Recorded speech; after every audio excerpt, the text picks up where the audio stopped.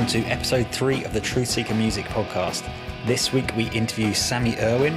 He plays in a band called Regurgitate Life. You might also know him from Employed to Serve, Oblivionized, Renounced. He's done a bunch of stuff. Anyway, it's got a new record that we're putting out. It's called Obliteration of the Self. It's coming out on March 31st on CD. You can pre-order yours now from truthseekermusic.com. You can also check out a single from the record over on our Bandcamp. Anyway, here's the interview.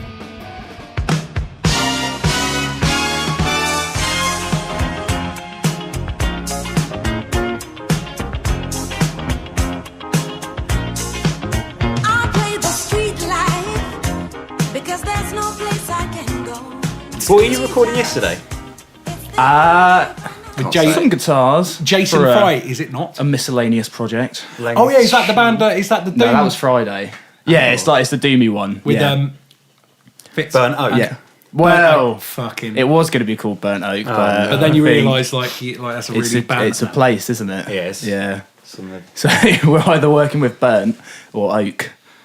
Is it going to be basically Burnt? thou worship? How about burnt oats? That's what I was. That's immediately what I was assuming. Burnt Oak. Burnt oats. Yeah. All the songs are just about like ruining your breakfast. Struggle is real. Quaker oats, just like real worship. Yeah, but it's like thou with a little bit of pallbearer, but not too much. Should we just start talking about, because you just got back from 20 days on the road? On the trot, yeah. That's pretty good. Yeah, it was Did you have good. fun? Yes, lots On of the trot, fun. so you were horsebound. Yeah, the whole way. Yeah, it took a long time. There was lots of days with no shows because just for travelling basically. But no, it was good. It was the last couple of days that like killed it though, because it was Prague to Milan, then Bologna to Paris. So that was. Whoa. And then after Paris, it was Paris to Woking, and then Woking to Stoke. And those are the three hot spots though. Yeah. Stoke is Paris, certainly a hot spot Woking, for some stuff. Stoke. So that was like your own shows, right? The England ones, or did you do that with Mayor as well? No, that was with the England ones were with Black Peaks and Tiger Cub. Oh yeah, sure. Yeah, Nice. and then we did one of the Mayor shows in the UK. We were supposed to have a day off to travel to Ireland, which that would have been the sensible thing. But we're like, no, fuck you, we'll play another show. And get no sleep, get up at 4 a.m. and drive to Ireland. But it was worth it. To It was a good show. To Thailand, yeah. Did you have any notorious ETS van issues on this tour? No, luckily not since we You got had the new one? Yeah, the old trusty workhorse, the LDV Maxus. Eddie Van Halen. So any highlights from the... Yeah, quite a lot actually. Highlights from fucking touring with fucking May, you fucking bastard piece of shit. Fucking. That's the highlight, really. I'm just slightly how jealous. Stephen is. Well, you didn't see him meet him.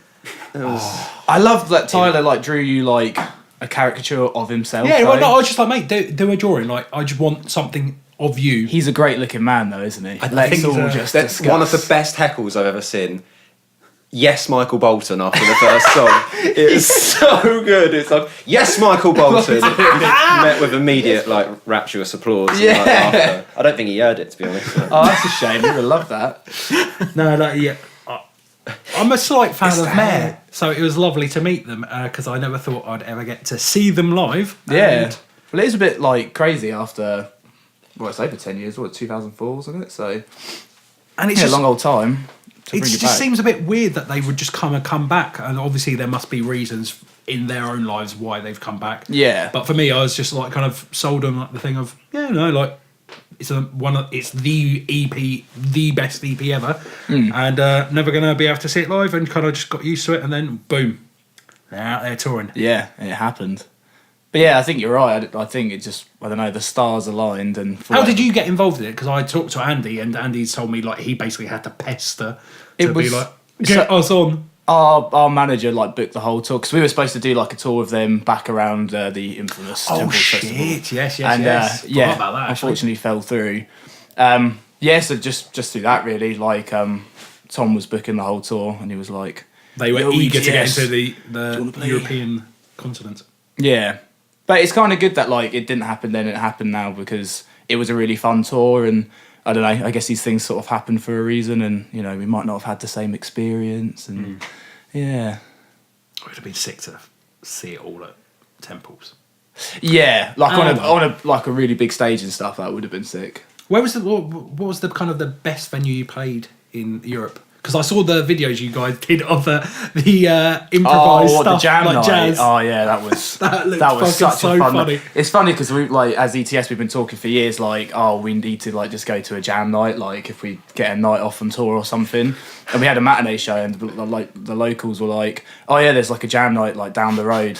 Like, do you just want to go and hang out? Oh, is it there? an actual jam night? Yeah, I yeah. thought It just a wasn't sound us check. like no fucking about a sound check. No, it was like a proper jam night. And This pleases me. That's- yeah. And I think there was many highlights of the night, but one of them had to be, I think it was most of ETS, some random German dude on vocals, some random guy on drums, but they did Johnny Be Good, but they put a breakdown into it, and it was so sick. So they made it Johnny Be Breakdown. It's like you'd think it wouldn't work, but it really did. I'm sure it didn't work, and you were just deluded. Yeah. The whole evening was like something out of Twin Peaks though, because it was everything going on stage was mental. Tyler, he's quite tall. He's like the giant almost. Well, yeah. Like, So he was up there happening. singing. There's all these like red curtains, and there was this lovely chap down the front, quite an old dude who was literally just spinning in circles all night. Oh, he could be the waiter dude. It's He like, just loves spinning in circles. here's some milk. Yeah. But I found out about the dude who was like spinning in circles. You kind of think like, oh, maybe he's he's not quite all there or something. But apparently he's like a really smart dude who builds PAs and just loves to go down to the jam night and spin around in a circle. Apparently he just loved like hearing music coming out of a good PA system. And like, I wish I could be that happy just spinning around in a circle. Like, that guy's got life sorted. Him and my dog should get together and just Yeah. spin around. But then everything just stays open so much later in Germany. So this was like a Sunday night. The jam night, I think, just about petered out at like, I don't know, 3:30, 4 in the morning. And then they're like, oh yeah, there's this like pizza restaurant down the road. We can go get like a sit down meal at like 4 o'clock in the morning. But now on a Monday. And like, yeah, you'd never You've get toured that America, anywhere. haven't you? Yes. It's like Chicago when I went there. It's just like, yeah, it's open until like 5 o'clock in the morning. Then like Really? at 6 we open again, sort of thing. Did Was you there a get that proper sort of geezer working there as well? No, Yeah, mate. no. Like just Chicago, everything seemed to be. It's like right when I'm like in England, it would be like, oh, it's time to hit the hay sort of thing. It's just like right next restaurant we go to. It's like what? Yeah. Like yeah, I'm having pancakes. I'm having mac and cheese. It's like it's 4 We're o'clock in the rubbish though. morning. We've only just got fucking night tube, haven't we? On selected ones. Yeah, but there's 2 fruit and veg shops near me that are 24 hours, so that's great. Hang on, is the mozzarella Like, bar still why open? though? Like, does anyone wake up and just like? I need a bell pepper at 3 in the morning. Yeah. Now. Are they the ones that we went to, like the main Yeah, road? yeah, They that's are it. fucking awesome. Yeah, they were really great. good. Yeah. Yeah. Do you want to like drop the name in here? Just a bit of promotion, I or don't actually know what it's Kilburn called. High Street. Yeah, just walk down Kilburn High Street. There's loads of them. yeah. It's great. So, like, how aware were you of like because Caleb, or obviously, Yeah. is another member. It's not just Tyler. No. I didn't know about Tyler's bands before it, like some metalcore act. Well, he was in the end, I didn't know yeah, who the hell yeah. they were, and I found about them. Both of them, yeah, been about. But And, Caleb, yeah. obviously, is in Takes the Circle Square. Takes the Square and stuff. Yeah. Like that. So, like, Oh shit, really? Yeah. No, when we saw them like supporting. Well, no, not supporting, headlining. oh, with Death Philadelphia Code Heaven, Orange Kids. Oh no, a no, different Death time. Heaven, Kylisa, and Ken Mode. And yeah, can't say I. He can- was in like the most recent lineup of. Yeah, I think was the he's. drummer. I think he's always been in them, as far as I'm aware. Yeah. So I think for like quite a while that was probably one of the reasons why Mayor wasn't doing as much. Yeah. And then Circle like did a tour, like 2012 or 13 or It's something. around that sort It of was time, like a yeah. lengthy tour, so I kind of think after that they've taken a bit of a break, and then I don't know, it's all sort of come together. Yeah. Do you know why they like where got back No, together? there Because you wasn't- obviously spent a fair amount of time. With I mean, them, right? obviously without. Well, I mean, I wasn't really told much. I can't really give anything away, but there wasn't, any talk of, there being new material. I mean, they weren't ruling it out, but it wasn't like, yeah, we're back together, we're going in to record like a new record, or yeah, I don't know. It all just I sort of, specifically told them any new material, please send it to Truthseeker Music. Because Yeah. I definitely would love to release it. It's not going to happen though, is it? If Hydrate, they don't actually work anymore. do They don't do new releases. Releases, yeah. They just reissue. yeah, it's just the old stuff, isn't it? Yeah. But yeah, Can you give them like a meal advance or something like that? Yeah. I just I just talked basically to our accountant. yeah. Is this a good business I'm going to move? log into the Metro Bank app. Yeah. And the answer is no. They're open 7 days a week. Yeah, I know. That's why I joined. Yeah. And they do free dog chipping. Shit, really? Free dog chipping. Yeah. I don't know if you're around my place when where they had the opening the parade opening. and they had a guy dressed as a big M handing out salty popcorn. And wasn't that they had all the dogs doing They were like, back. tricks and Yeah, they had stuff, the famous dogs. We were on, from, that was the tour. We were on tour, weren't we, with Penny? Yeah. Oh yeah, God, that Was that with Penny? Yeah, it yeah. was. That was the day. It was just like, have you locked the van, Penny? And he's Yeah, just like, and yes, no- for fuck's sake, so whilst people locked the van, go back the next morning, left the van open all night With all our gear. in a hot spot Got as lucky, well. yeah. Hotspot here was Anyway, shall we? It's not a podcast about us or ETS or Mayor. Well, No. hang on, we're allowed to fucking just like shoot the shit as was suggested. It's shoot all it. good. I disagree. Well, like This is strictly business. All right, then, Lee, This is solely a sales Lee, pitch. Take over. Please, Come on, please direct explain the writing process of the Regurgitate Life album in the most mundane form possible, please. Okay, just well, the songs just wrote themselves basically. You know? Why did you decide to go to a two-piece? Was it something that occurred after you started writing the material and you're like, nah, I need to, this doesn't feel right? Or was it something like a conscious decision before you started writing? Yeah, it was a conscious decision before, like, because I wanted to do something with a real drummer for like ever, basically, but like it was back. You got ETS. Well, yeah, exactly. But no, it was a case of like I was into death metal and no one around here is into death metal, and like, well, even now finding a drummer like that plays death metal is pretty tricky. So, and that was like my main thing. So like it was either a case like back when I was doing it as a one-man band, it was like either a case of I do it by myself or I just sit around waiting for a drummer that, you know, I had like a couple of people in mind and it was always a case of like, yeah man, we'll meet up or something, and it never really happened. They were too busy like in other bands and stuff. But since like I've got ETS and Renounced now and they're like my main kind of busy things, I was just like, well, I'll do this record with a drummer, and if we can play some shows then cool, if we can't, you know, whatever, you know what I mean? It's like I'm not like desperate to go out there and gig with it so much, you know what I mean, because I'm kind of getting that feel from other bands, if you know what I mean. So I was like, I'll make sure this record has like real drums on it, and I think it makes like a big difference as well. Definitely. Yeah. When you've played shows in the past, did you have like drum machine or? Yeah. Oh, okay. Drum machine, yeah. And like the occasional like backup guitar, like if I did like a little solo or something, I'd have the rhythm on the back end. So were track you as basically well. playing Logic? No. I considered that like a few times because like you could get like a real good mix then, couldn't you? But like no, it was just off my iPhone. So I had to make sure it's on airplane mode just in case like my mum tried to call me or something like that. Mum, I'm trying to be death metal. Stop calling me. Literally off your iPhone. Interesting. Yeah, it's the thing that worried me with like Logic and stuff was that like, what if the laptop crashes and like something like that? Mate, Logic's a dick. Yeah, Can it be. is. That's why we're keeping an eye on it now, just in case it stops. Obscene Extreme. Yes, Who did you play that with? that was with Oblivionized, Oh, okay. and I recommend everyone should attend it at least once in their lifetime. Where is this held? It is in somewhere in the Czech Republic. It's not far from Prague. It's like a short train journey away, but I can't remember. It's in the middle of nowhere, like all these festivals are. Why didn't you play it on the train? What, like Yeah, like our the long set? haul. Oh, that would have been sick. I'd love that.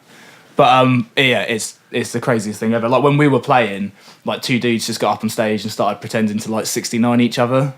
So I'm there like trying to be all like, oh, I'm angry and Yeah, annoyed. good. And there's just two dudes just like, yeah. Did you maintain a straight face or were you just busting a ball laughing? For most of it, but then I noticed what was going on and yeah. Yeah, I don't think I smirk. could have maintained my composure, so well done. Yeah. Congratulations. And they have this thing like after all the bands are finished called the Hell Show, and it's like all that stuff where like people are like suspended by hooks, you know, in their back and stuff. Right. But there's a bit of like role playing going on, so it's like an angel. LARPing. Yeah, it's like an angel like suspended by hooks, and then this like devil woman comes up behind him and starts like pretending to do him with like a strap on. And Standard. Yeah, it's one of those moments when you're like stood there and you're like, oh, if my parents could see what I'm doing with my life, they'd be so disappointed.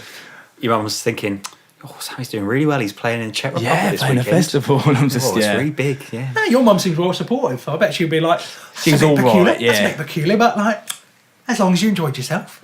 She'd probably draw the line at that though. Well, I don't know. What, flesh suspension? Yeah, Yeah, it's a bit weird, isn't it? yeah. Well, I mean, I'm sure I she'd. did see a band. That's What's not the very tolerant. band that's really famous for it? Society One. Yeah, I saw them at Download and it was I was there. laughable. They had like paramedics on the side of the stage. Oh, really? They did the whole set suspended by. What, all of them? No, just the singer. I was going to And they say, were pushing him about, drummers weren't just they? can't reach his drums. Like, It's like, yeah, just like he keeps on swinging away from the mic. It was first thing on Sunday morning as well, so like everyone was feeling a bit fragile. Yeah, I was gonna say, yeah, like There's some DJs. just eating their Oh, breakfast. God. Didn't what band is it? Armin Ra. Didn't the vocalist from that like do that like live video where he was like, He gets like crucified. yeah. What? Is there not like flesh CR suspension in that? I think it is. Yeah. Yeah. Yeah, he goes up. Like, yeah. And the singer from Oathbreaker comes out. And does Yeah. some vocals. It's like a live show, but it's not a live show, is it? Because they're not actually playing to a crowd. I don't think, are they? It's like, or maybe I don't know. Those Belgians, mate. Yeah. All that art funding, it's gone to their heads. Bloody nutters. I think that's where ETS needs to go next. I've Like, seen Extreme. yeah, basically Yeah, starting to like you know, definitely. like, let's start like, piercing our skin in various ways Yeah. whilst performing. Would you bleed for your art? Oh, definitely. You probably have bled for your art already. Just bust. Well, Oh, that's you all. seen the guitar over Well, there. yeah, exactly. Yeah, yeah, I've, like you just know, like the amount of times like we've started bleeding at least. I've Yeah, had all a the couple of time. paper You cuts. definitely, and you also you fling like at fucking like doing the things like you did at Holy Raw 10, like where you flinged yourself onto the bar, ran off stage, jumped on the bar, and it was Holy Raw 10. wasn't No, it? I think that's That's Incubate. Incubate. Yeah. Oh, I really hurt my shit, back you're right. doing that though, because Fuck, it was really dark. So I thought the ground was like. I thought the drop was a lot like shorter, and it wasn't. So like I was sort of bracing to land, like and like properly like jarred my back. Didn't you did that when I saw you at the Dome the other week as well. You said you hurt your back, you jumped off stage. Yeah, maybe I did. I've got like quite a dodgy back. I was going to say maybe you should like calm down. yeah. It doesn't sound like you're doing Well, yourself like any it's good. like the dude from Trap Them. He literally like jumped off stage and like Drop managed, them, Junior boy, drop them. and he like managed to break both of his ankles. Yeah. Oh god, And that made me feel a bit sick for some he reason. never does that shit. Like he would like if you see them play live, he's usually like just dominating the stage, but like just kind of standing there. And like probably the one time he's like, yeah, fuck it, I'm gonna do something mental, and he's gonna regret it forever. But like, yeah, I mean that could easily happen. I think he like, just jumped off stage and landed wrong. Did a Fred Speaker Durst. stack or something. What did Fred Durst do? Was it a Fred Durst? He jumped off a... He's done lots of things wrong. Yeah, like solos for one. I thought you were thinking of Check Tim my C at the friend MTV Music Video Awards. Timmy C from Radiance Machine. Oh yeah, he got up on that thing and started Yeah, shaking he it. climbed up the speakers when Limp Bizkit won the best video or something. Yeah, I was not aware of this. he's like rocking backwards and forwards. At isn't the he? MTV Awards. Yeah. Didn't He was angry that they didn't get an MTV award. Yeah, I think it was MTV Award. Yeah, it was something like that. Nah, that's a killer. Like when MTV doesn't like what you're Look, doing. he was raging against the machine. Yeah. Good point. Good point. No. Like Whilst being signed to a massive like major label. Oh, Grr, MTV, God. why don't you respect my art? Yeah. And then Jarvis Cocker got his bum out. Yes, I remember that because I fucking loved and still do like Michael Jackson. Oh, yeah. yeah, Michael Jackson. Just like Awesome. when that happened, I remember I was so offended. Like teen, definitely not teen, little kiddie things. Like, why would you do that to Michael Jackson? So you like Michael Jackson? Yes. Well, who doesn't? Well, really. Tell us about your other influences. I was gonna say, yeah, like, was he an influence as a child? Oh yeah, massively. Like me, my brother, and my sister used to like dance to like I think it was Thriller, but we used to like play at the wrong RPM. So it's like like we've got endless like home videos of us just like losing our shit to like Wanna be something MJ at the wrong is. RPM. Yeah. Yeah, it's sick. It like MJ, like the good stuff. Anyways, the kind of music. It's like if you don't like it, then what's wrong with you? I agree. Oh, can we do a cover of the Earth Song? It is the best song. He has actually been trying to. get Well, an see Earth now song. we were talking about this the other day, and it was between Earth Song or Man in the Mirror, and I'm more Man in the Mirror. I'll be honest. Human Nature. Yeah, Human Nature's a song, but like, I get for who? Which band would you want to cover those songs? Oh no, we weren't talking about covering it. We're just saying like which is the better song. Oh, No, I want to do a beatdown version of the Earth Song. beatdown version. Fucking hell, Just make it No, really do an big. Ulva version. Ulva, like doing a proper Ulva version would be good. Like Yeah. actually proper. Could pull it off. We saw you buying some Ulva the other day. Good boy. Yes.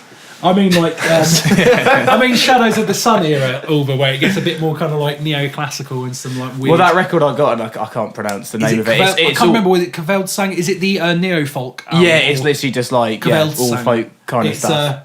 So I literally just put it on and like in my room and just pretend I'm like an elf in the forest. That's not even a lie though. I just like putting my washing away. Did you put on the same outfit as you wore for the stag do? For the stag do, yeah, my Legolas outfit. Have you not seen this? No, I have not seen this. What? Oh, I'll bust it out later. Going to supply this as like a visual. I was going to. Well, if you're doing that, if you're putting visuals along with the podcast, I have got me superimposed on Michael Jackson's body on the Thriller cover. So if you want to chuck that in there, yeah, I'm down for that. I'll send it over. Bit of MJ action. Just that record release cover.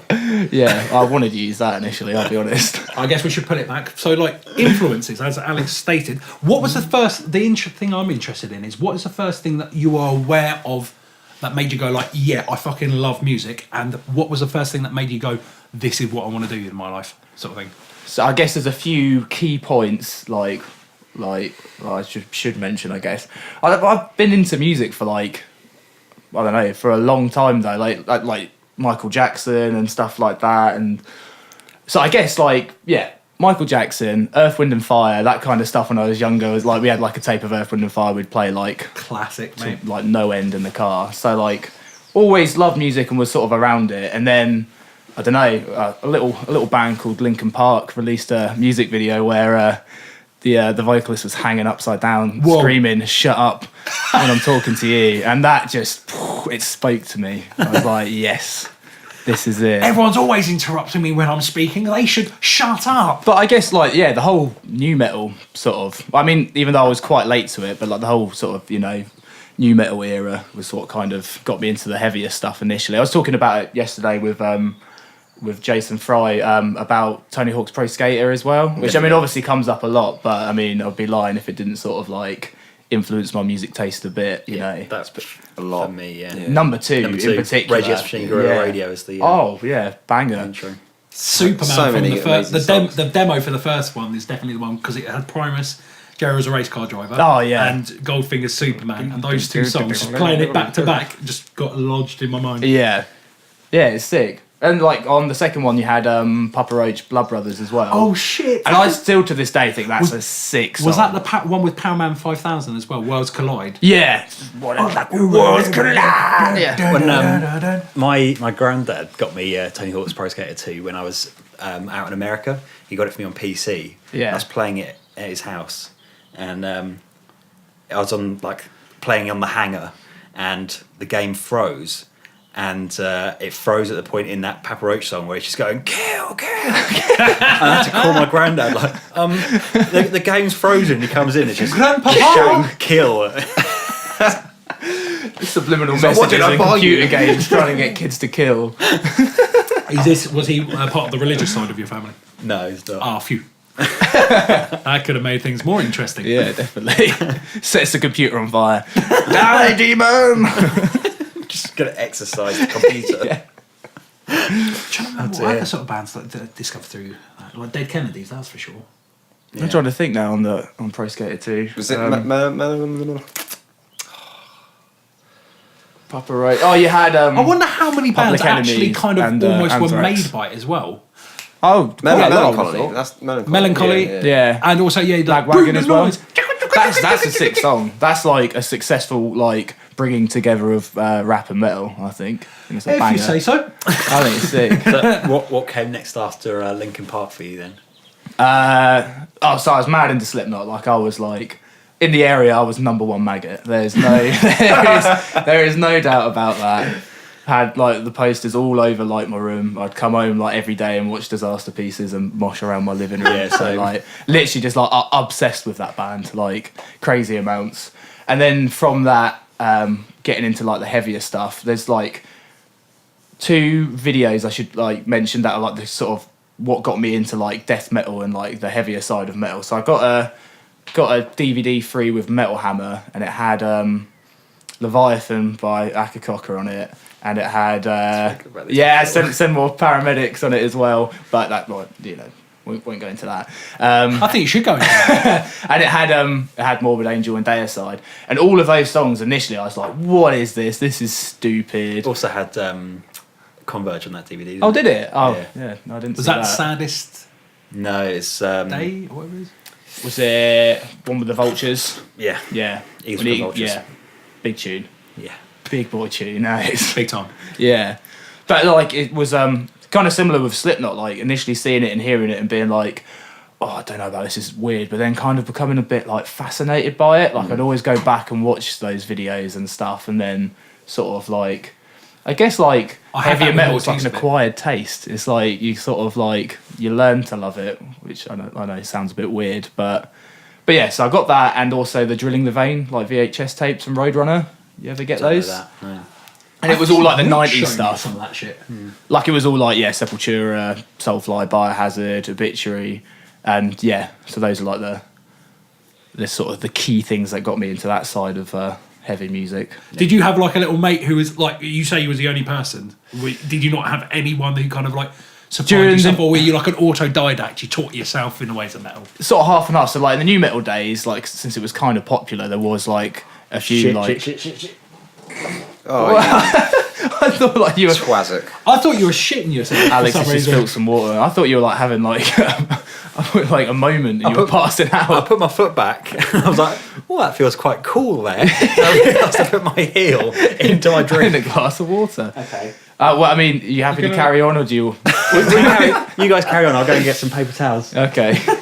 So like Slipknot was clearly an influence, and you mentioned Massively. Akakoka. So Yeah. like, seeing as I fucking adore Akakoka, Yeah, as everyone let's should. talk a bit more about Akakoka. Like, yeah, like, Drivel, mate. It's I fucking amazing. used to love them, mate. And the reason I stress also like the Akakoka thing is because with the new Regurgitate Life album, I can definitely hear a bit more. It sounds definitely more akin to Akakoka than the prior material. The prior material was a bit more brutal and more Yeah. straightforward, whereas there's a more progressive flourish. I'll be honest, like the more sort of progressive side of like death metal is what I, for like the most part of doing Regurgitate Life, wanted to do it. It did start off like being brutal and wanting to sound like Disgorge or whatever and stuff, but from quite early on I was like wanting to mix it up a bit more and be like Akakoka or like Gorguts or something like that. Ulcerate being the other thing that like some of the riffs Oh, it yeah. sounds well Gorguts like Ulcerate sick. not Ulcerate is who I meant to say. Yeah, like no, for quite a while, because even like on some of the previous Regurgitate Life material, like the album, there's singing on it and there's some like kind of clean bits and stuff. So I was always kind of like trying to get out of the sort of brutal side of it. Not because I don't, like it, but like just not interested in writing it anymore. I still say it's relatively brutal.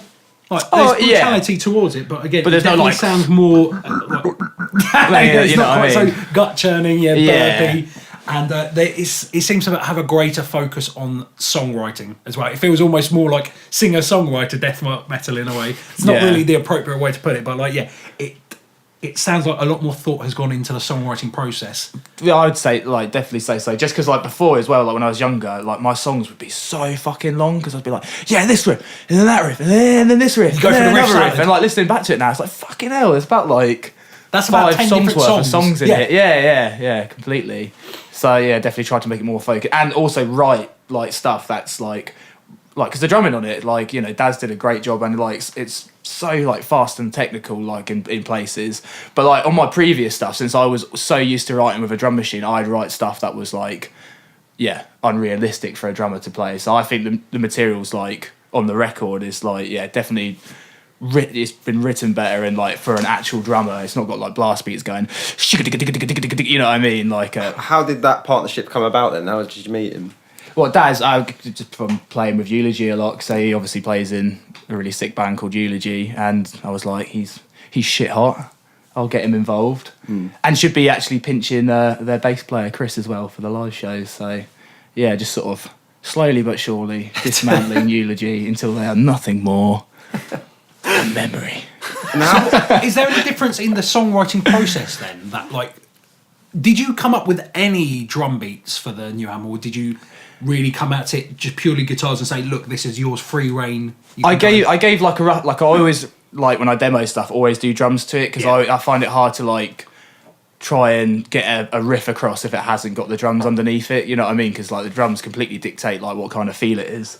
So I'd give like a rough guideline of like, I was kind of thinking, you know, maybe this, you know, for this section, you know, kind of like a blast bit here or whatever. But then I was like, but please, by all means, you know, if you want to change it up and do something different, then do it. And Daz did that on like a lot of bits. There's quite a lot of sections where there's like tempo changes and stuff, and like the drums I had that sort of went with the tempo change, it kind of made it feel a bit unnatural, and like Daz would change it up and like made it flow so much better. Make and, it just a bit more human. Yeah, he's an actual drummer, you know what I mean? He's like, I can sort of do some, you know, shitty like drum demos to give an idea, but he's got like a proper drummer's mind, and you know, can come up with, you know, some more intricate parts, you know. So wait, when you're saying you demo it, do you play it in on? No. I'd literally just draw it in. Yeah. Cool, I was about to shoot a brick then. Oh, I wish. Play drums I as well. Fucking hell. I'm a guy. Surprised. I'm a guy who will dabble in drums, but I would never call myself a drummer by any means. Did you teach yourself all the instruments, or did you get lessons? I got lessons initially, like on guitar, yeah. So I just had a dude who would like show me how to play songs. I don't know any theory or anything like that. He just showed me how to like play basically like Rage Against the Machine songs and stuff like that. And then after that, learned pretty much every Rage Against the Machine song. And yeah, I think just sort of learned stuff by ear. Like he taught me how to learn stuff by ear, and then sort of just carried on by myself really. But yeah. With Daryl, is he into death metal as well, or? Yes, but then also we not necessarily the same stuff like that I'm into. Okay. I mean, well, that being said, like I don't think he really listens to too much like Immolation or Gorguts or Akakok or anything like that. But like I think he's definitely interested in it, and he likes a lot of tech stuff. Like he's a tech head, like big time. Right, okay. So like, but I always think that's quite good though when you're working with someone who's not exactly into what you're into. Next, you just end up ripping off. Oh yeah, completely. Yeah, and he'll bring like ideas from like stuff he's listening to that I'm not, that really work. It's the same with like ETS as well. Like all of us, we've got enough, you know, musical sort of I guess like enough musical taste in common that it works, but we're all into like different things, you know what I mean? And that's what kind of keeps it fresh, I guess. Fresh. But yeah. So yeah, again, like just kind of stressing on the point of the differences between creating the first album and creating this one. Like, is there anything that was just noticeably you preferred about the process of doing it alone, or did you enjoy it more working with someone else? Oh, working with someone, definitely. It's always nicer. Is there a particular reason though? Is it kind of it's just, well, yeah, I don't know. There's lots of reasons. Some of them, I guess, are hard to sort of like put your finger on, but just meeting up with someone and actually hearing the music sort of come to life, as it were, like, you know, it's really cool. Like when you're playing a song that you wrote in your back room and you go to a practice space with someone like you just sent it to, and like you're playing it together, you're like, oh, this is awesome. Because Daz was great for that. Like I'd literally just like send him the songs and he'd like just get down to learning it, turn up at a practice space, and then like he could just play them, you know what I mean? So I was just there with like a big smile on my face, like, sick, you know, this is awesome. Because it's like the first time with Regurgitate Life that I've played with a drummer. Yeah, it was really cool. One of the things on the drums especially that kind of just like stood out a lot more was when he's hitting the ride bell. They sounded so much more like on point sort of thing. It was just like, yeah. It sounds like someone like fencing, doesn't it? Yeah, sick. How did the artwork come about? Oh, right. Luke Oram, yeah. So I've just liked his stuff for a long time. Yeah, the cover is fucking awesome. And I just like his style a lot. And for like death metal, it's quite different from the norm. And that's what I wanted, because I wanted it to be, didn't want it to look all brutal and horrible. I wanted it to sort of like, be like, oh, what's this? And not, you know, not be like, oh, that's obviously a death metal record. Yeah. Do you know that's what I mean? exactly how it comes across. Because when I saw the artwork, I was like, fuck, this is amazing. Really cool artwork. Yeah, and I was super chuffed with it. And it works with the music as well, like. Yeah, definitely. Like it's not too was it much of a commissioned chuck. specifically for this? Yes, yeah, it was. So I sort of just gave him like an outline of the idea. Yeah. So like, is there a prominent concept behind the whole of the album, or is it? Yes, there's bits and bobs. I wouldn't say it's like a concept album. Like, there's not like a through storyline the whole way through. No. definitely not. Is it more like there's just a general theme it kind of gravitates? Well, I took towards? up because I read 1984 not so long ago, and the whole idea of the book I found like very interesting because you read it and you go like, oh, wouldn't that be horrible if that's like the way the Well, world it's like a horror. is? It's like a but then horror you see story. parts of the world and you're like, oh wow, no, that some of this is like very realistic. So I took some ideas from that book and then intertwined it with like your own sort of personal stuff. You know what I mean? So like own life, that's like what they call someone who's like breaking away from Big Brother and wants to do what they do. So that concept's taken from the book, but then it's also intertwined with like, not in a lame way, but like doing what you want to do in life. And if you want to be in a band or do whatever, you've always got people saying like, oh, but money and job and sorting stuff out, and it's like you should just do what makes you happy. You know what I mean? As cliche as that sounds, But yeah, so no, there's not like a whole all over concept, but like there's Is this a bit more philosophical, this band, for you? Is there like do you have different intents for each band? So like I find this one the hardest one to write. Well, I was going to say this is lyrically. surely like the one. It's essentially you. Yeah. And ETS is like, I imagine Justine writes the majority of the lyrics, if not all. It's half and half with ETS with like lyrics. So I find writing lyrics for ETS like quite easy. Like, and for Regurgitate Life I find it quite difficult just because like I don't know with death metal I feel like it's got to be somewhat like theatrical, if you know what I mean. What do you mean by theatrical? Just as in like you can't bombastic? be like too obvious about what the song's about, and you got to make it sound like a bit like brutal, and what I mean? Even if the song's actually not about something that brutal. For instance, like This Great Divide and stuff is just about how like people are very disconnected from each other and stuff like that, and or constantly arguing and can't see from other people's like viewpoints. But like you got to kind of like make it a bit more, I don't know, so not brutal, I don't want to say that, but you know what I mean, like Scriptural. Yeah, exactly, yeah. So that's why I find it's a real different way of writing, whereas like writing for ETS or something like that, it's just a bit more like conversational. Yeah, a bit, yeah, almost. I'm guessing it's more like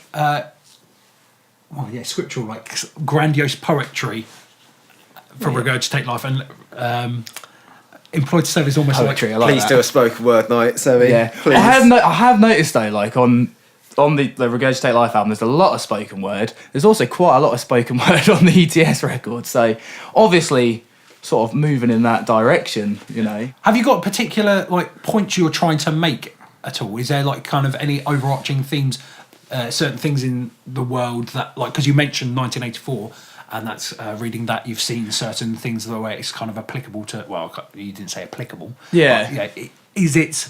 I guess if there was like one overall, Are you expunging something from yourself, or like just taking out? if there was one references? overall theme, it is just to sort of like try and view stuff from other people's perspective. I mean, because like nowadays with Facebook and stuff, it's just constant like bickering and arguing and like Well, it sounds like you're almost witch hunts and stuff. And, And like you're tensing, like you're kind of going on to echo chambers. It sounds like you're saying, Yeah. like, from like you seeing it from other people's perspectives. well, yeah, because me and Robbie actually from ETS talk about this like a lot. This is like something we're always chatting about, and he always says something where it's like hate the person's like behaviour, not the person. So it's like all this stuff going on, with people out there like who are racist and they've got some horrible views and stuff, but like. A video gets put up of someone like twatting him in the face, and to have that the sort Richard of Spencer like stuff. You mean? to have that sort of like as a triumph, you know what I mean? A victory, for anti-fascists. It just seems a bit backward It's a kind of to me. it's a bit of an awkward position because again, it's like I know personally, my family was involved. I'm half Polish. Yeah. And I don't take any pleasure from seeing a guy who's been purported as a Nazi getting smacked in the face. But it's also it's just like, how do we combat Nazism? Like if it gets to a point of I can get him, Beat it out of them, mate. That's it. again, like it just seemed to be like again, like well, I'm not a pacifist because at a certain point that's what winds me up. It's like There's a line. I'm a total pacifist, but if I saw that guy, I'd like beat the shit out of him. It's like, well, you're not then, are you? You know what I mean? It's the thing of I'm saying like there's obviously you've got to acknowledge that sometimes war kind of gets just, but is it really justified to go and punch someone you've designated as Nazi? Nazi is the catch-all term, and if they're a Nazi, well, he's a Nazi, go fucking smack him. It's a bit awkward. It's a tough one, because I don't mean to open up a can of worms on this, because obviously, you know, people who hold those views and stuff, I'm completely against, and, you know, it should be stopped, you know, don't get me wrong, but like... There's a way to go about it. Yeah, definitely, and I'm not saying I know the way to go about it, I don't think... Buying the new Regurgitate. Yeah. And then just slip the song in, punch it in here.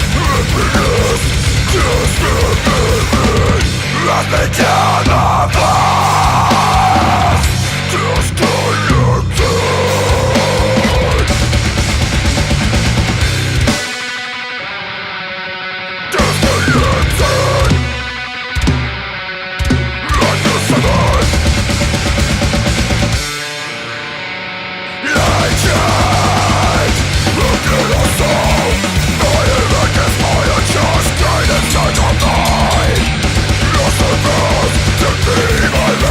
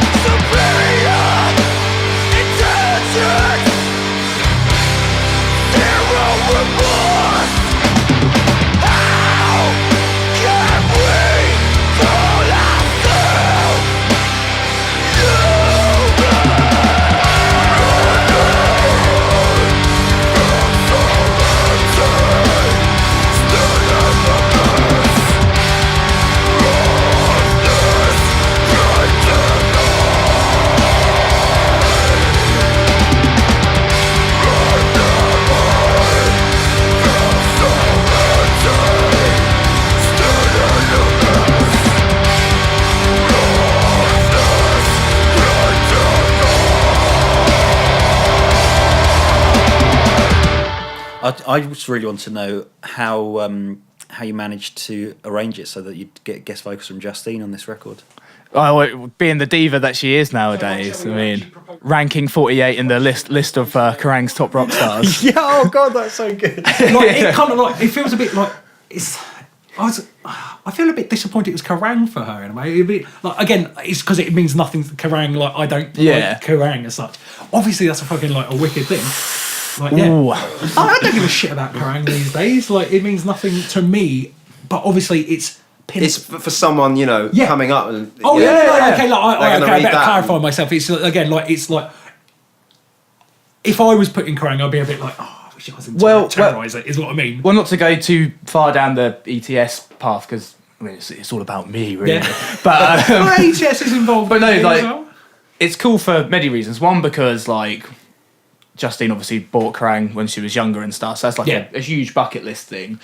And we do want to appeal to not to do the whole we're not wanting to sell out thing, but we don't want to be just elitist. No, not at all. The thing we've always wanted to do from the outset was be a heavy band that can appeal to people like us who listen to Portal and Akakoka and stuff like that, and also tour with bands like Funeral for a Friend, and there'll be young kids there who are like, oh, that was cool. You know what I mean? Because it reminds me of to be like a gateway band almost. Yeah, exactly. Because I just remember going to shows like Slipknot. Yeah, well, whatever. I never saw him back in the good days. But I'm saying Slipknot are pretty much just a gateway band. Opened up a wound there for me. Saw him on the Volume 3 tour. Missed the boat. But anyway, going to see bands and and there'd be the sort of more extreme support band. You're like, whoa, what was that? And I think I think that's cool. You know what I mean? I don't turn my nose up at playing or being in more mainstream magazines or anything like that. I think it's, good that they're still covering smaller bands that are doing something a bit more extreme. No, that's definitely true. It wasn't a personal slight upon Justine. It's a sort of thing Kerrang. Fucking Kerrang magazine. Rock sound as well. Fucking. But again, how did that even come about? I assume they're not it's not something Justine was aware of. No, I think they just got in touch via Holy Raw and just wanted Justine, and I think they were just aware that she worked for Holy Raw. I was an ETS, so doing a lot of stuff in the scene. So it's really cool. And we were on tour at the time, so she did the interview on tour and did the photo shoot on tour and stuff. So it was proper rock star shit. She had to do a photo shoot for it. Yeah. Really? An actual special one. Yeah, it's not just a stock photo. Oh, right. Yeah. How long did that take? A couple of hours. Done. No, I think they did loads of different shots and stuff. Holding red. Yeah, one of them doing being wacky, eating a bowl of cereal, having a burrito. If you were a vegetable, which vegetable would you be? Sprouts. Oh wow! Oh, are we getting serious on this now? Because I'm smelly and tasty. Smelly and tasty. I'd definitely go on the tasty route. See me from afar, get up close. Ooh, no. Tasty bit of Urwin. Going back to the shorts, though, because you're a man who wears shorts all the time. I'm a connoisseur of shorts. I used to be a guy that wore shorts all the time, all year round, constantly. There was a good 5-year period where I didn't wear a pair of slacks. And what changed this? Was it a change in... Might have been Justine, actually. I think when we started going out, she's a bit just please put the 3/4 lengths away, will you? Put them ankles away, love. Jesus. So I can see straight away you've already compromised on your own ethics. Well, yeah, kind of. But now I'm a big fan of the old skinny jeans. Well, to be honest, I see Justine in an entirely different light now. Yeah. So she's Dictating removed my the fashion jeans, sense. shorts, and whacked in the skinny jeans. Yeah, and I when I used to wear my 3/4 lengths, I despised skinny jeans.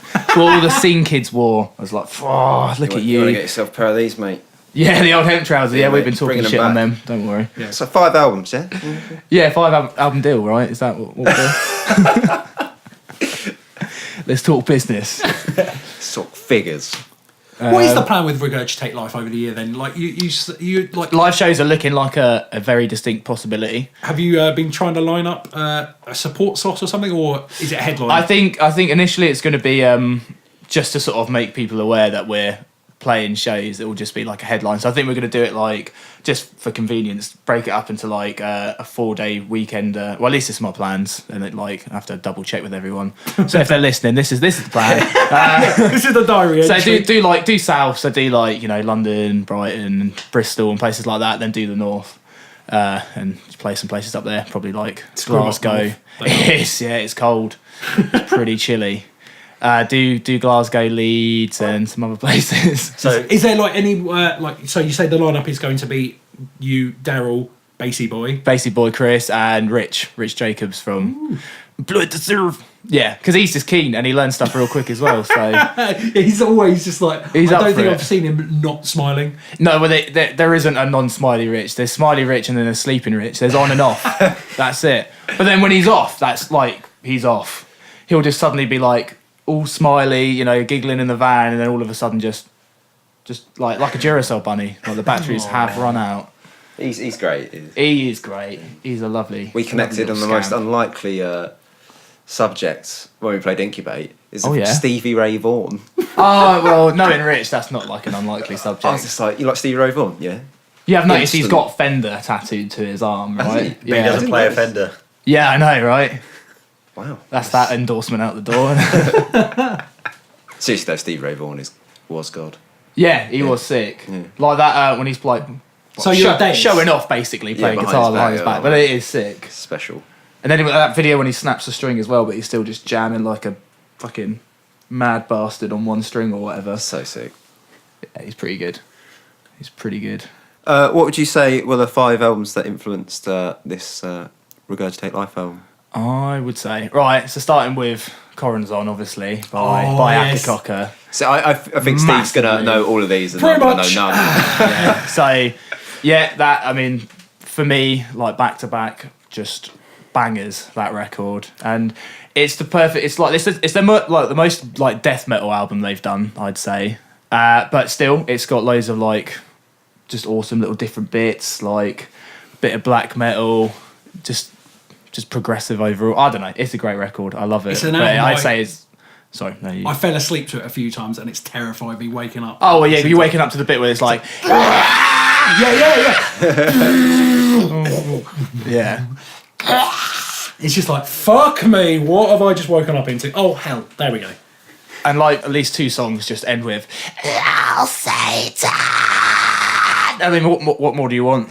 It's just. I don't want any more. I'm literally just hailing Satan right now. Why in particular Corazon? Is it like it just holds a nostalgic? Yeah, feeling? I love the production on it. Even It's though really, it's weird. No, that's I'm it's really muddy, but like I really like I'm it. a sucker for like, because I like stuff that's like very like well produced and you know, but it depends on what the music is like. Because I also love weird sounding records. Not that Corazon's got bad production, but like another one of my choices would be None So Vile by Cryptopsy, and on paper that's bad production. It's shit, but I love it. I wouldn't change it though. Yeah, it's savage. But yeah, no, like well, for death metal, you don't want an absolutely pristine. No. Well, going back talking about obliteration of the self, like I didn't want, like, I wanted it to, obviously like sound good and be good production, but I didn't want it to be like clinical. You know what I mean? That's what I said to Jason, like, and also why like we went to Jason as well is because like. It's not. He doesn't do stuff. So we're all braced for a slamming of a door, but it never occurred. Anticlimax. But like he doesn't do like it's not all triggered and quantized and stuff like that. I wanted it to sound like a a band in a room, man. Dude. Yeah. Yeah, no, because bands like Dimmu Borgir, like that was always sounding very precise and too. Oh yeah. Precise. Like I loved it. I was rocking that tune last night. Was it Puritanical? Oh, yeah. Fuck.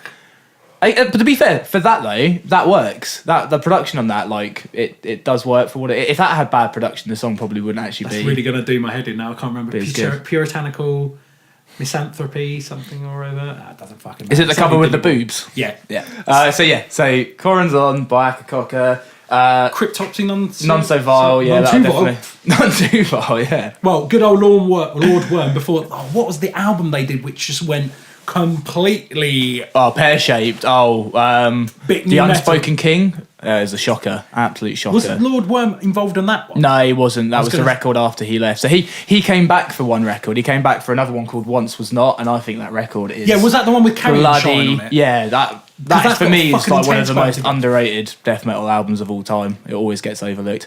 Actually, just name dropping another one of my old bands, but for Oblivion Eyes, that was like the template for quite a while. Was Once Was Not. How do we sound this sick? You can't, man. You got to start eating worms or something. Flo Mournier, he's like just a drummer I've been aware of for a long time. Yeah. He's a really underrated drummer. I think. He is, yeah, he's massively. He's in way because it's just like he is so insane. And this is going to sound like an insult to his drumming, but I think he's like a good rock and roll drummer, like in the sense that like he's tight when he needs to be tight, and then he's also like quite loose at times. Like, not saying he's sloppy. Well, like once None So Vile, like I just love it when you can hear the blast beats, and towards the end of it you can hear him like slowing down because it's just like, fuck, this is really fast. It's like trying to maintain that. Yeah, I think it sounds cool though. It's kind of like You can like feel him like really trying, if you know what I mean. I think it's a similar sort of thing of how not quite liturgy do it in a different way. The burst beats or whatever, where they have the speeding up and slowing down of things. It's kind of like it's a very slight thing of that where you kind of hear it going out of time somewhat. It's kind of a bit disorienting. Yeah. Oh, Not that to the drummer, I same don't know his degree. name, but he's ridiculous. Like, don't worry about liturgy too much. So what's that? I mean, I'm not gonna. I don't know if I'll put liturgy in the list, but them and Krallis definitely were an influence on the album. But anyway, let's do the definitive records. I guess. So yeah, Numero 3. Numeral 3. Coloured Sands by Gorguts. So I'm a big fan of obviously like From Wisdom. Is it From Wisdom Through Hate or To Hate? I forget. I can't remember. Obscura Not a was real the one fan. with- Yeah, no. What was it, Phil? Yeah, Phil, come on. You're a big Gorguts fan. Thanks, mate. No. And then of Obscura as well. So those records definitely like a massive influence. But like for me, Coloured Sands has been like the best death metal record in recent years. Have you heard Pleiades? I think Is this the EP? The EP, So technically, yes, because they played it in whole when I saw him live, but Sick, I've not nice actually one. listened to the record. I really enjoyed that. It's very kind of got a very Death Spell Omega feel to it. In Yeah, parts. because it's a bit more like got a slower kind of vibe yeah, to the it. kind of when Death Spell Omega kind of draw things back and go a bit more. Yeah. like It's like one long, spooky, one sounding. long song, like Yeah. essentially, isn't it? And it definitely doesn't sound like one whole song. It definitely sounds like a couple of movements, like, and it almost sounds like a couple of tracks, just without a gap in a way. Yeah, but Gorguts to me strike me as a band that are like still just very much wanting to put out like interesting music. I was talking to, I can't remember who I was talking to about this last night, but like not slagging off like bands like Cannibal Corpse and all the big ones, Dying Fetus. Like these are all bands I love. Like I love Dying Fetus, but I feel like now, like since it's their living, they're just kind of churning records out, and like they're not bad. Don't get me wrong, but like they're not putting out their best work now by like. And it's any very means. much live fodder, I'd say. Yeah. Like, it works best live. Whereas even though like Gorguts, like some of them are like professional musicians, but that the band itself, I don't think is their main source of income. So they're very much still doing it because they just really want to do it. Can't even remember. I'm pretty sure Luke, like is it Luke he LeMay, makes, isn't it? yeah, he makes. What do you call it when you make guitars? Luthier, something like that. So I think he does that, and that's like his thing. And then when he feels like he wants to, he doesn't just go, right, better like churn out another record. He'll be like, yeah, the time is right. I'm trying to remember. Like, Middle there's of a the night. concept for Pleiades Dust. I think it might be referring to like ice. Or could this be Nile? Where it's the kind of with ISIS destroying certain bits of elements of history, destroying things, and I think Pleiades Dust or something. It's like Pleiades Library or something like that. It's a grand library. Oh, I can't remember. I think it's actually an artistic point he's making as well. Yeah, definitely. Like he's a. We just got Phil and Alex just communicating through clicks. We've got a separate conversation going They have on about no socks, idea I about think. death metal. I know a thing or two about death metal, mate. Yeah, He knows American Head Charge. yeah, The Kings. yeah. Listen to that Mushroom Head. So yeah, no, like Gorguts is definitely. I definitely hear that as being one of the influences for sure. Yeah, big time. And so that's number 3. Number 4.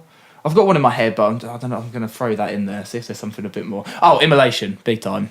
Yeah. So there's not like, I don't think that one's quite as obvious necessarily. Yeah, no, But I there's agree. definitely bits which are quite like, and some of the guitar breaks which are very like Tom driven, if you know what I mean. Like quite not tribal. I wouldn't. Yeah, Immolation not soulfly. is But they're I a guess bit. Gorguts is quite disjointed as well, but Immolation for some reason it always really got to me. Not got to me, like came across to me that how disjointed some of their bits can be. They're a very unique sounding band. Like when you put them on, you know it's Immolation. Like for a few reasons, like for 3 reasons, I think, because the drumming is like so unique. He uses like the toms a lot.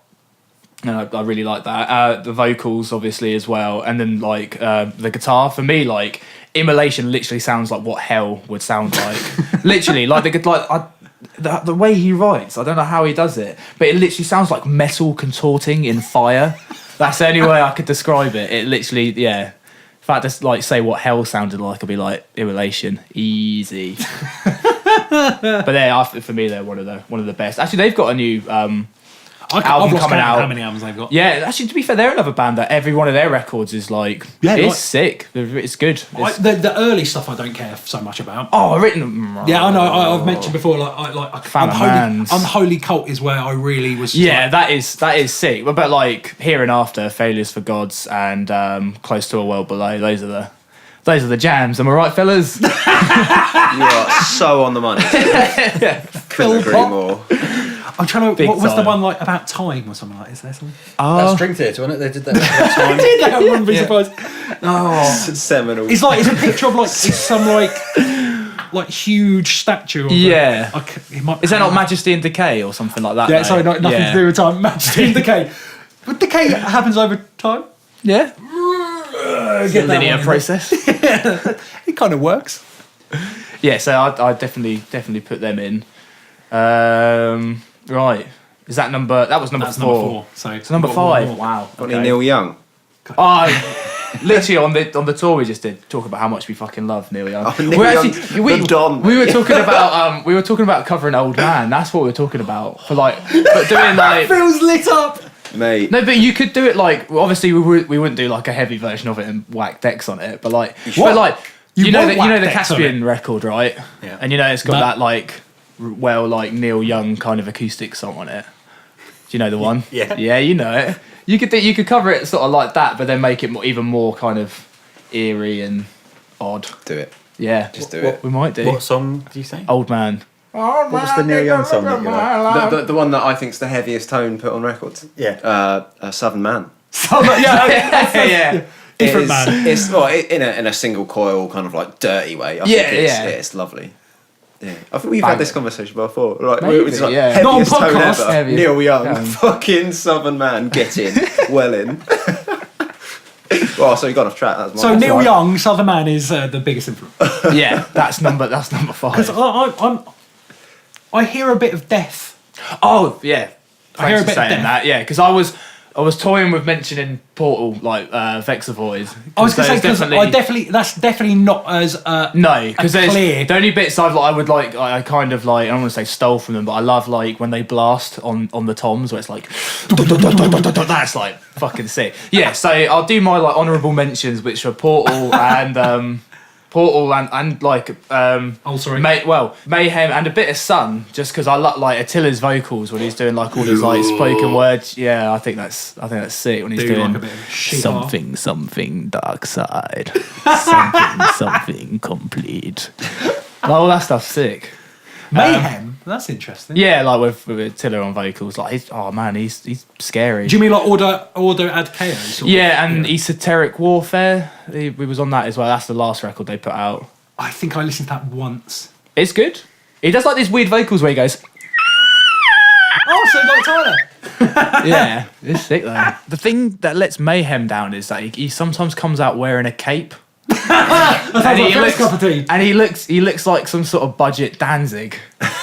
budget. And it's all of a sudden like not like creepy anymore, because like if you like I've been really like lame and like listen to them whilst walking in the woods or something, and like it's like and it's and it really like kind of sets the atmosphere, but then like watching them play like an open air festival like during the day and he's like wearing a cape, it's a bit like, well, Have you seen any of the stuff where they've like got the pigs' heads out on stage and stuff like that? Do they still do that? Is that still They a thing, did. or- They don't do it anymore. They used to do that with as like that guy Maniac. Yeah, I was going to say it's different. He was well, like his name might imply, a bit of a bloody maniac, wasn't he?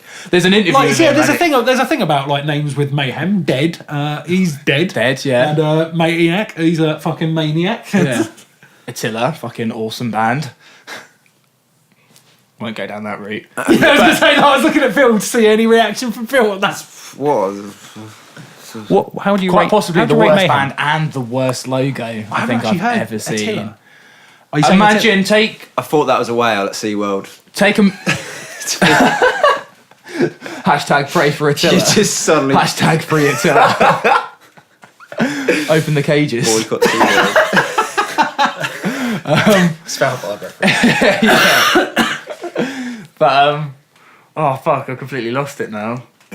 Attila. Attila, alright, yeah. Little John, Immure, little bit of Limp Bizkit, misogyny, whack it in a blender, you got it. Oh shit! I think I know who you're talking I thought about. you were giving your It's like sort of Honourable crunk mention. core. Yeah, Sort of yeah. Oh, save the best till last. Yeah, definitely.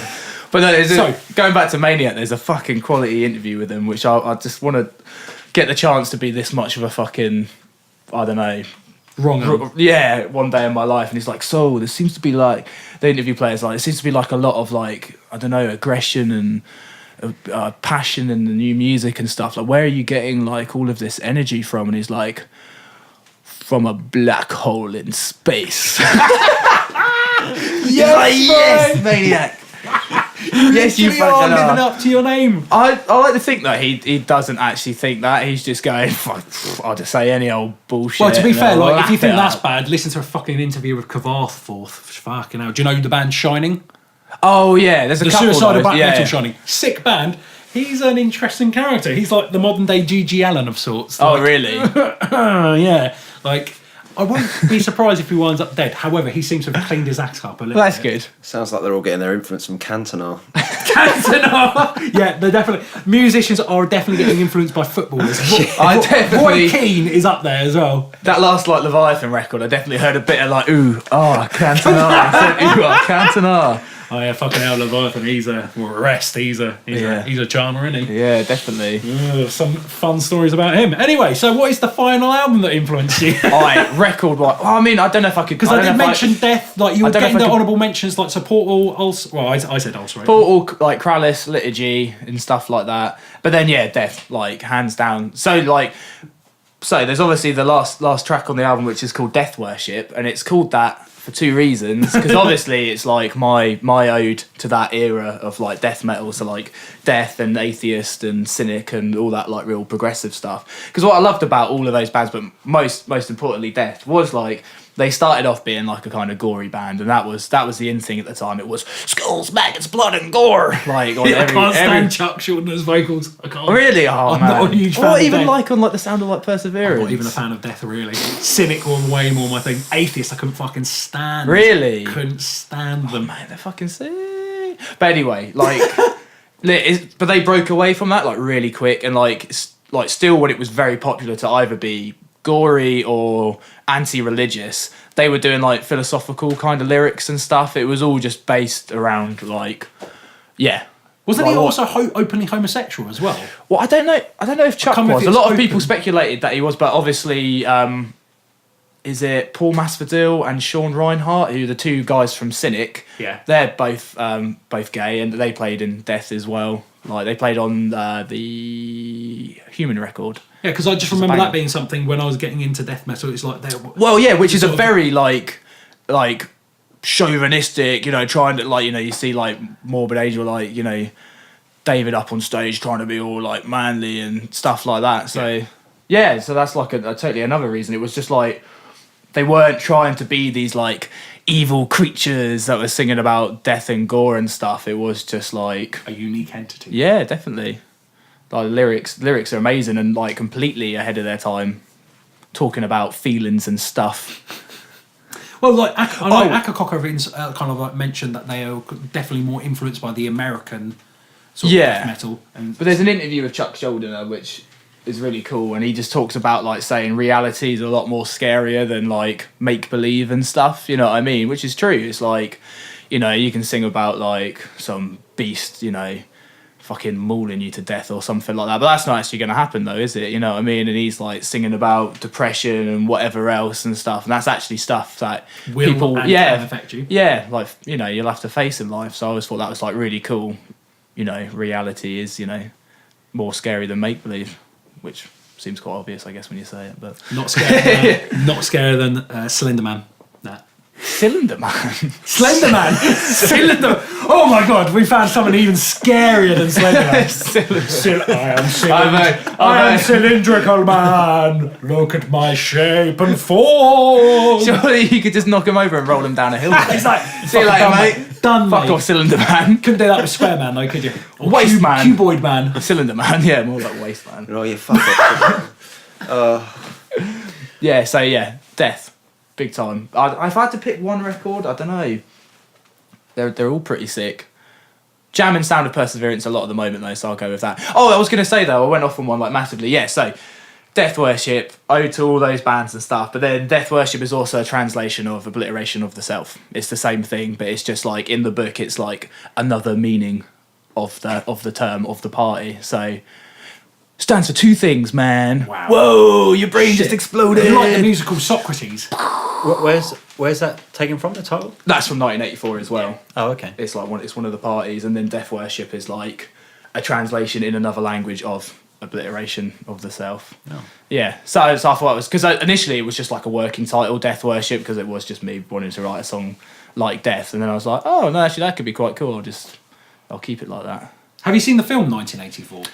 No, well, I've seen bits of it because like I was looking to sort of make something out of it, like the old black and white one. So I've not, but I need to sort of. I haven't sit down seen and the. watch I all haven't the seen way. that one. I've seen the John. Is it John Hurt? Yeah. The John Hurt one with Eurythmics doing the soundtrack or whatever. Oh, right. That was a bit of a weird choice. Yeah. I'm like, yeah, no, I can't. I've had the urge to watch it again, and the other day I was searched up the 2 minutes hate scene. It's just, Yeah, it's so it's weird crazy. seeing everyone's When going. it's losing their shit. Yeah. See, what was it? Bowie wanted to do a musical on that, didn't he? 1984. Yeah. Yeah, and he wouldn't let him. Oh really? Who? So he just released They- Diamond Dogs. They wouldn't let him. No, his wife. The old bloody ball and chain. Yeah, like so. His wife is Big Brother. I wanted to make a musical as well, and Justine wasn't having it. What? Yeah. Take them 3/4 lengths off. You're not making a musical. Like, yeah. Did you like? I'm kind of interested now. Like when you were younger, how did you start actually writing music? Really? Because again, like I go back to the old thing of I fucking just went on Power Tab and just tabbed shit out. So earliest form was just jamming along to Rage Against the Machine, like When you were learning guitar? Yeah, like all the time. And then I started I had like multiple one man like projects because there was because I was 14, so I couldn't just go like off anywhere and hang out with whoever, and there was no one around here to do like heavy music with. So I had Defective Brain. That was like the first thing I ever did. And it's really annoying because I did a music video for it, and it used to be on my computer, and I could have like shown it to you after this because it's fucking hilarious.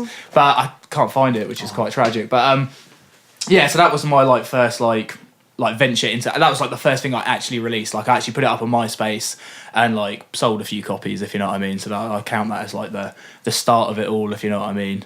Yeah, and then like it's literally nothing's changed really. It's just I'm into like all different types of like heavy music, and I can't sit still. I have to be like, I listen to like a record and I'm like, I want to do a death metal band now. Oh no, I want to do a black metal band. It was the same then. So how did you compile ideas? Did you ever like tab it down, write it down? No. So I'm shit at tabbing. Record it, yeah. Just record it, yeah. What did you have like? Cause like I've just been working with Logic since it was like eMagic, basically. All right, so you actually had a whole computer set up. Yeah, we'd had like a family computer, and we just like. I think my dad just bought Logic, and it was just like the thing that all like my brother's like into music and stuff as well. We'd all horns out to the dad. Yeah, definitely. Why? Yeah, I mean, he's to thank as well. He rocks the AC/DC and the ZZ Top and the Zeppelin. Has he? He's a rocker. I assumed he's got a massive beard as well, just because he listens to that. No, he was rocking a beard for a bit, but no, he hasn't got a massive one. Not sure I want to meet your dad then. Yeah, let down. Yeah, no, like because I know I got a Zoom multi-track. That was the kind of Oh starting. yeah. I don't know about you guys. Yeah, Yeah, well, the little handheld ones. I went full out. Like, it's either like a 12 or 16 track one I That got. sort of size thing. Yeah, like, and I sold it on like years later. Yeah. And it was just like, wow, I don't believe I Was it? held on to it. So it was so like a long. digital one, yeah. Yeah, and it was had a little drum machine, like kind of like had the pads for the drum machine, so you could like real time drum or you could program the drums. Yeah. And it was like sort of like 500 odd quid when I bought it. I think. Yeah. And that was the thing where all my ideas kind of started originating in terms of recording. But again, it all started back on PowerTab. I don't know about you, like you were pretty much a jam band sort of guy, really, weren't you? I love jamming. Yeah. Loves a bit of jam. Mate, you should have been there in Carlsbury, jam night. It would have been right up your street. Yeah. I literally, I've got such a terrible memory, I can tell you. But it's interesting though, because I had like the tiniest bit of experience with something like your Zoom recorder, like, but not much. I wasn't actually like operating it. But it's a totally different way of working though, isn't it? Because like nowadays it's like so visual, isn't it? You know, it's all in front of you. This is so much simpler. Than Yeah, the using thought that. of like working with this thing and like I've got this tiny little like display which isn't really giving me much information whatsoever. It's like, yeah, it's definitely a different art form. I'd like to like give it a go. Have you fucked with Ableton? Literally just a bit. It confuses me every time I'm on there. Yeah, Crazy. it's an incredible bit of software. Like the way you can literally like patch it how you want and stuff. Like it's crazy. But no, I've never really delved too much into it. It kind of scares me if I'm honest. I'm just used to Logic because I've been using it so long. I'll get on like anything else like Pro Tools. I tried that for a bit. I was like, oh no, everything's not where I want it to be. I'm going back to Logic. How much See of you like later. for the first Regurgitate live album? Have you recorded all of those in a studio, or have you done? No. So that the first, everything apart from the last EP I did was recorded here. So the last album was all recorded in this room. I'd set my like amp up in the living room and like so I've got separation like and record it that way. Yeah, my mum's very understanding. Yeah, no, I'm I was gonna sure say. probably was out at that moment in time. And my neighbours are, well, I don't know if they can hear it. They've never really complained, so maybe they're scared of me. It's that weird metal kid from next door. Kid. approaching mid-20s. Yeah. But so that was all done here, really. Like, I used to have the computer was like set up upstairs for like years and stuff, like in our like sort of family computer room, and sort of as my brother and sister have like moved out, I've kind of like claimed this room as my own. But it's funny because I used to be just up in the computer room and my mum would be sat like doing like work next to me and I'm there just going and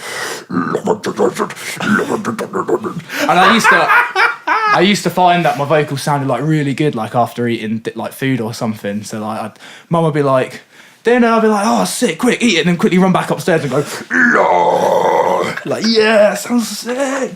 Because like I know that there's been times like when I like guys who I knew were doing death metal vocals, they're like, oh yeah, drink a milkshake beforehand, that really gets me Yeah. going. And then some people are drink a milkshake, milk at all before doing vocals. Oh my god, If you're that's the lactose worst intolerant, then it's thing. not It's gonna definitely not going to work. You know? It's like, why am I dying? Zach from Oblivion Eyes used to do that all the time. He's lactose intolerant, and he'd always just like rock a milkshake before like doing vocals. It's like, what are you doing to Can't you yourself? find like a non-milk shake? Yeah, Like, but yeah, so everything was recorded here, and like apart from the last EP which I did with a friend of mine called Chris McCormick, and that was nice because it was like doing this album, not recording it myself, because when you've written the songs and then you record them and then you mix it, it's like fucking hell, I am done with this, you know what I mean? Yeah, big time. So yeah, for like small projects I quite enjoy recording it myself, but anything lengthy I'm like, nah, it's cool to do it with someone else. But with the first album, all the songs on that, like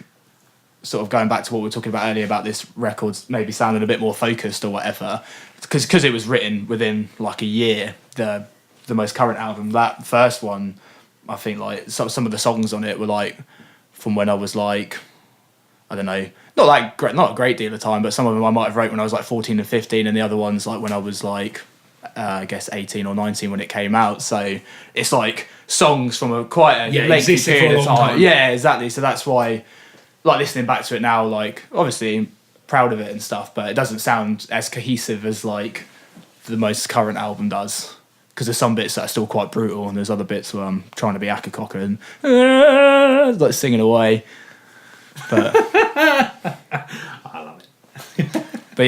but But yeah, thinking back to like the one-man bands then, so I had Defective Brain, I had Into Battle, that was like my like... Into Battle? That was like my Swede Death kind of like, wanting to be like Unleashed kind of like band. I had... what else was there? I remember one. I have one, I'm not going to say the name of it. Oh, But I was about to say it. yeah, well, I don't know. CSB, yeah. Come stain bows. Yes. That was kind of the line for my mum. It's just like, look, you know, come on now, work with me here, right? It's definitely such a teen band name, like Yeah. just coming up with something just like what's gonna be like Awful. offensive. Well, I don't know, like if any of you guys remember this, but like when MySpace was like the in thing, do you remember there like being like loads of noisecore bands? Yeah. Like just like harsh noise, just like not like kind of stuff that's around today. It was just like really weird. So that's what that was basically. Anyway, it was just utter Well, nonsense. one of the bands I got into on MySpace, who I'm into their current iteration, was Seaman Across Lips. Oh yeah. A reference to old Aki Cocky, now Yeah. Cara Near, who Killing it. yeah, fucking sick American band. But yes, I remember that being kind of like, ooh, Seaman Yeah. Across Lips. But like I found it like that was sort of the real birth of like the new way music's kind of consumed nowadays, isn't it? I guess like online and stuff. And I remember it just being so exciting that I could sit at home, make a song, and then put it online for people to listen to. I was like, whoa, this is like cool. And have it come bite you in the arse 12 years later when you're big. Yeah. Used to be in Comstone Bowels. Yeah. Yeah. That seems to be the trend. That was your with all best these bands. material, mate. Yeah. That was your best I material. bet you get sick of people coming up to you saying that they love to cum stain bells. Oh, the door has slammed. Chill out, Doris. Yeah. You windy bitch. I was gonna I've say, got more to talk about. I've not really understood anything for the last half hour. you've been rather quiet. Like, I'm hoping you can take this away and make some sense of it. we will for sure. Yeah. Well, he will. What else is there to say? Have we covered it? We have talked about the album, haven't we? Yeah, a Okay, bit. good. A little bit. Got a bit off the... Let's finish it off. What else you got coming up this year? Give you What for the old regard? For everything. For everything. Oh, okay. So you're a busy chap. What is Sammy doing in 2017? right. What aren't I doing? Well, I got the new, line of children books coming out. I've done the illustrations myself as well. I mean, pretty sick. I would be up for that. Yeah. Obviously, you got the spoken word mixtape dropping next month sometime. Dropping it in the bin. So let's think about it then. So next on the list is this record. So that's coming out on March 30th or 29th, I believe. End of March. Yeah, end of March. That'll do. Whichever day I remember to press upload. Okay, cool. That's coming out then. And then... HMV are dying to know. Yeah, exactly. What, just begging you for it. Come on, we've got people banging on the windows. They can come in for some reason, banging on the Employed to Serve windows. sold out in HMV, so yeah. Woo! It's not hard to sell that when there's one copy in there, is there? Probably. And then after that, it's the new Employed to Serve record, The Warmth of a Dying Sun, which is coming out on May 19th. Sounds a bit negative. Well, actually, it's negativity, turning it into positivity. Oh, Shove it up you're your ass. you're reappropriating. Yeah.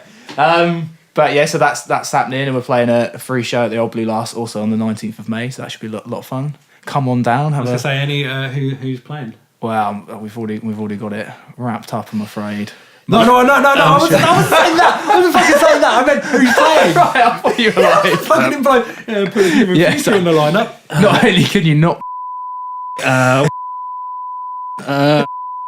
Every, should be, I think we're just waiting to see whether they're is it free. actually? Oh, these the band. Yeah. Oh, wait, I thought he was just saying every band like from the scene apart Yeah, from yeah. us. No, that's who's playing, yeah. But we'll make sure that you guys are actually banned from the venue. Band is banned. Yeah, so that'll be cool. And then we've got like some unannounced tours that we've got quite a few sort of like in the pipeline, so I won't actually mention what they are just in case plans change or whatever. But yeah, so it's going to be a busy year for touring anyway. Some shows with Palmer in Ireland as well, right?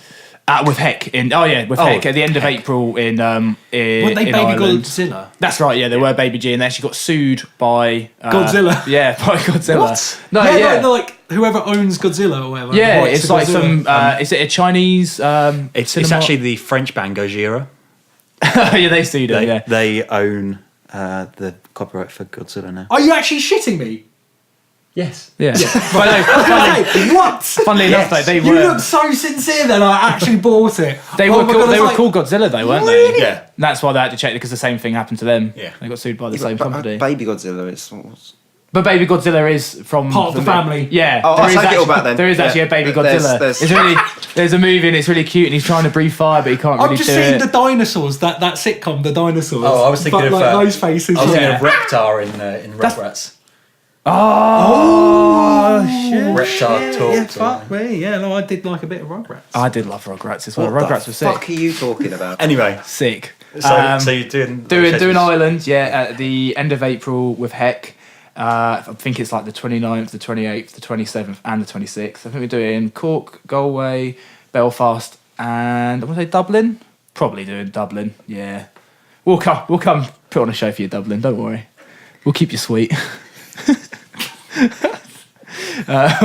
Yeah, so that. Next up. Next up, Renounced is hopefully going to. I'm hoping. I don't know if I should have said that, but maybe. Yeah. I'll just bleep that. Yeah. Cut that bit. Renounced have ETS, some things planned. yeah, ETS are hopefully going to hit the States this year. We've got a few things we're working on. Ooh. So, fingers crossed for that one. Touring with Meh.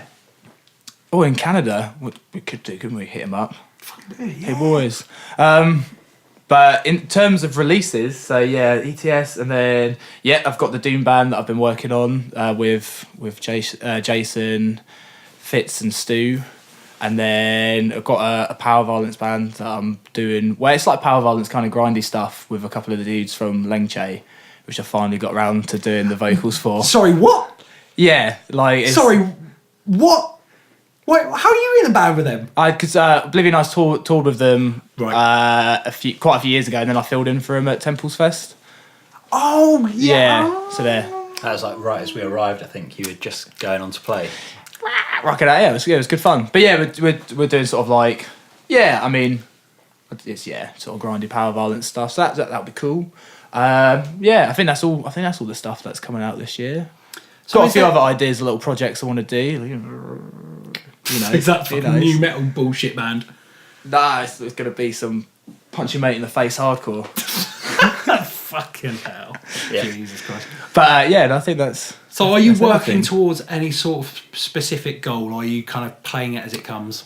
Playing it as it comes a bit. Like, I just always think just keep busy and do as many things as possible, because like you might do like, I don't know, something you think, oh, is this worthwhile, and then something cool does actually come of it, if you know what I mean. So just do is, you know, I like to, like, as I was saying before, like do all different types of like music and stuff. So I'm happy to like just keep busy and releasing stuff. And yeah, there's no real end goal. I guess I just want to sort of, now when I haven't got so many commitments, just be as prolific as possible, I guess. You know, I put out as much stuff as I can, you know. Not saying that at any point in time it's suddenly going to be like, well, you know, better cut the hair off and get a real job. But like, you know, before, you know, you'd like, you know, other things in life come up and maybe I won't have as much time to do it. So it's just like, smash it out. Is there anything you've done that you regret? No, that just I can't- wouldn't say there's been, like, musically anyway, like, Get rid of the shorts. yeah, bring them back, the 3/4 lengths. I mean, there's definitely learning curves. There's definitely things like I wouldn't repeat, but I think doing all of that stuff is essential, because like when we started Employed to Serve, like I think we had like a much better way of going about it, if you know what I mean, because I've been in bands before and making all these like bad decisions and stuff, you kind of know what not to do, if you know what I mean. And I think that's essential, you know what I mean, because otherwise, if like I hadn't done all that stuff, or you know, made some minor bad, you know, decisions or whatever, I could be making them now for the first time, you know what I mean, and holding me back. Because I remember like when I first started doing bands, it was just like, yeah, fuck, I want to play every gig ever, yeah, fuck, I'll go play a show in Burnley for like no money on a Tuesday night, yeah, fuck it, let's do it. And like you soon learn that like, oh no, need to not do that, because that's what breaks bands up like real quick. You know what I mean? Yourself out. Yeah, totally. Because it's all that kind of stuff that makes people jaded and make people sat in the van going like, "What the fuck am I doing this?" You know what I mean? So yeah, no regrets. I'll be honest. Selling my old, well, not selling, but getting rid of my old Slipknot merch, I guess, is the only regret I can think of. I think that's the best way to summarise it. No regrets apart from Slipknot merch sale. Yeah. I think I wore it all like to shit anyway, but God, I have some of those t-shirts now. Good Lord. Yeah. Yeah. Should we round it off? Do you want to give us a way to close, just a line to close it? If you're not a maggot, then what are you doing with your life? Sort it out.